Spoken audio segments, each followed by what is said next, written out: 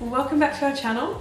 Today we're going to be chatting all about 5 clues why your gut health still isn't improving. So we get this question quite often.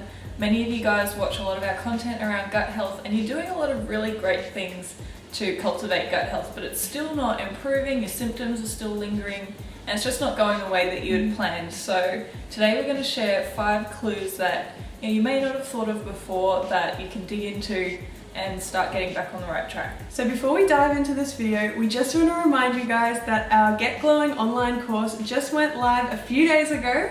So enrollments are still open for 2 weeks. So if you want to jump in and get all of our tips and tricks on how to heal your gut, that includes our step-by-step meal plans, video content, how to make ferments, recipes, and a whole lot more, then definitely enroll within this next 2 weeks. And we're also doing a giveaway. So remember, we're doing a giveaway of the Vital Proteins Beauty Water in the melon mint flavor. So we love that product and we're giving it away to 5 of the ladies that enroll for Get Glowing Online. And the course is actually going for a discounted price for the next couple of days. So for the first 5 days of the launch, we're going to be offering $100 off. So if you want any more details about the course, you can watch a few videos back when we announced the launch, or you can jump over to the site, so that's Get Glowing Online, and we'll leave all of the links below.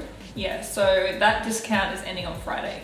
So get in or have to pay a little bit more.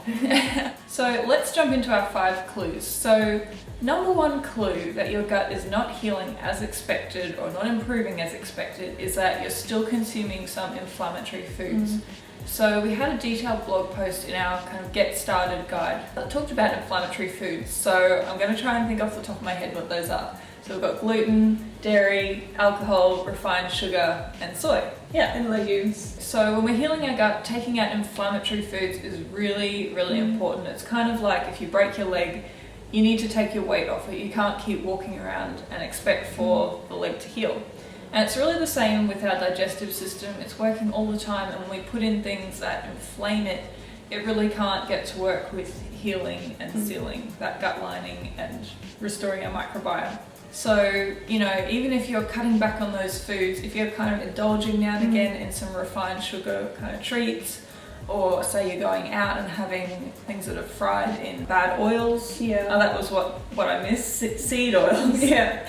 Seed oils. So, if you're taking chips that are fried in cottonseed oil, it's really going to be putting you back. So you just really have to get strict with yourself on those inflammatory foods while you're doing the gut healing process. And so kind of following on from that, our second clue is that you might actually have a sensitivity or intolerance, and this can be to a wide variety of foods. So for example, you might have already eliminated those 5 inflammatory foods, but you're still not getting the results that you're after. And that could be because you're reacting to things that are not on that list. So even foods that are considered, paleo or whole foods or healthy foods. Yeah, so in the case of, salicylate intolerance, that can be a variety of different vegetables, or histamine intolerance, or even a FODMAP intolerance. So that's a wide variety of different carbohydrates that you would still be eating on a paleo diet, but could be prolonging your symptoms. So yeah, it's really important to get to the bottom of any intolerances like that. Also, you could have sensitivities, so actual immune sensitivities towards certain foods, and that's really common when you've got things like leaky gut. So you can go and get IgG testing done with a functional practitioner if you'd like to know what you could be sensitive to. That's a really good way to just get to the bottom of it. And once you know what you are sensitive to, either through testing or elimination diets, you can take those out as well, just while you're doing the healing process.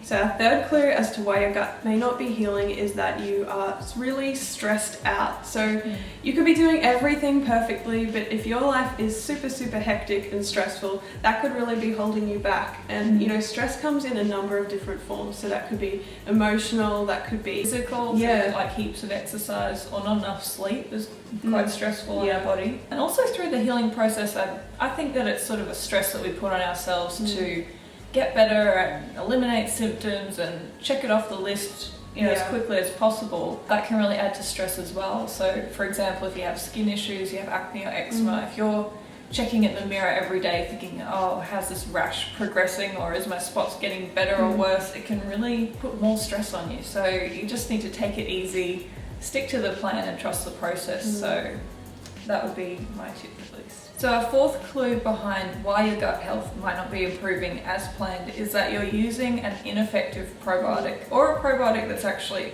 adding to your symptoms. So what we mean by that is you could be using a probiotic supplement that is either lacking diversity in probiotic strains, or it could be a very weak dose, so not quite enough to shift that microbiome in the way that you need. Or if you experience things like histamine intolerance, it could also be contributing to those symptoms. So we know that certain bacterial strains produce more histamine than others, and some actually degrade histamine and some are neutral.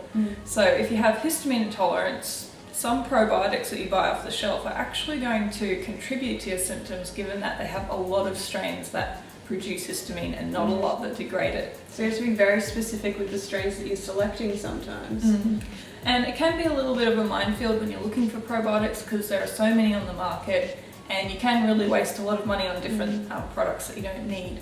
So that is why we are doing a Probiotics 101 webinar soon. So we announced this in an earlier video, but we will be running that free webinar from the 7th of August, and we're doing a couple of different session times. So in that webinar, we're going to go really deep dive into probiotics, whether you need a supplement or whether you can just use ferments, what strains you need to look for, how you can buy a really good and effective probiotic. So if you're interested in that, then we'll leave the sign up registration details below. And that will also come with a checklist, so a physical checklist that you can print out and go through to make sure that you're picking up the right kind of probiotic for you. So yeah, if you're going to the store or buying one online, you can kind of do the run through and make sure that you're not wasting your money, because probiotics can be a really expensive part in the whole gut healing process, and you want to get it right because they're so important as well. So our fifth reason why your gut may not be healing is that you may have an underlying condition. So this is something that you'd really want to work with a functional practitioner or a naturopath to get to the bottom of. So,